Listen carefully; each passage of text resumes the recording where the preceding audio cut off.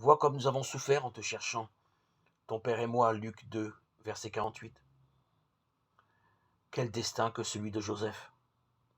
Nous sommes habitués à nous émerveiller de ce qu'une femme ait pu mettre au monde, l'enfant Jésus. Mais il y a un autre sujet de stupéfaction qui étrangement échappe à notre attention, la paternité de Joseph. Les psychologues l'ont souvent dit, pour un petit enfant, le première image du Père Céleste est son papa de la terre. Et il en sera marqué sa vie durant. Pour Jésus, ce fut donc Joseph qui fut le prisme par lequel il apprit à concevoir son Père du ciel. Par ailleurs, comme c'était la coutume dans les familles juives, dès l'âge de 5 ans, Joseph a assuré l'éducation de Jésus en lui apprenant à lire sur les rouleaux de la loi. Il a donc, de façon analogue au Père éternel, même si c'est une analogie faible, engendré à la parole.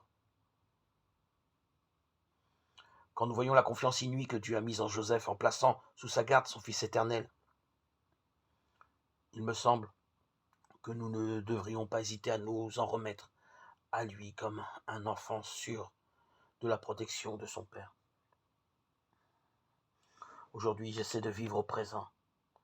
Je comprends que la plus grande richesse se trouve dans la rencontre, qui n'a lieu que dans l'instant.